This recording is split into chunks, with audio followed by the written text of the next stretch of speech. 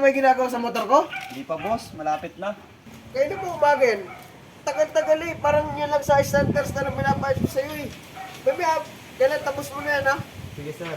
Pabalik ako dito ha. Sige sir. Oy, Mr. GP na sir. Tapos na ba yung paperworks mo? Hindi pa sir, tinatapos ko pa sir. Kailangan niya yung araw yan. Dahil may pasa mo ngayon yan. Paano yan? Sige sir, tatapusin ko na lang Bilisan mo sir. Kailangan matapos ngayon yan ha. Babalik ako dito ha. Sir, yes sir.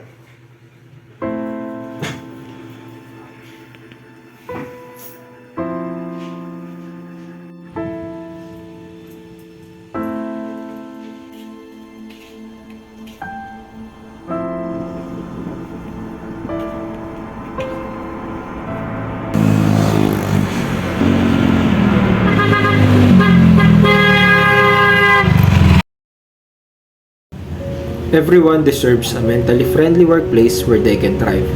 Both employers and employees have a role in creating this.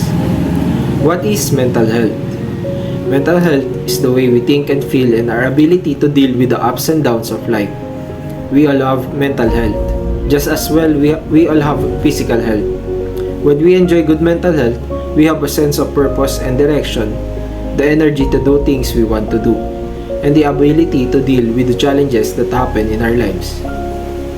How can I look after my mental health at work?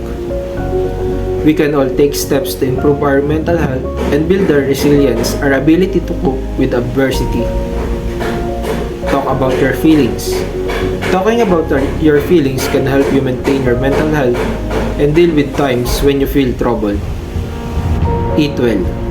What we eat can affect how we feel both immediately and in the longer term. A diet that is good for your physical health is also good for your mental health. As per health, none of us are superhuman.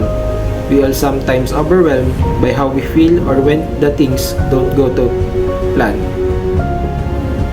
Take a break. A change of scene or a change of pace is good for mental health.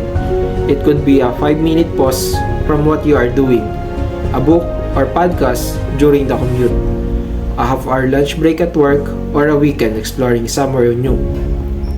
There's a time and place for everything, and when it comes to talking with someone about their mental health, that means a time and place that is most comfortable for them.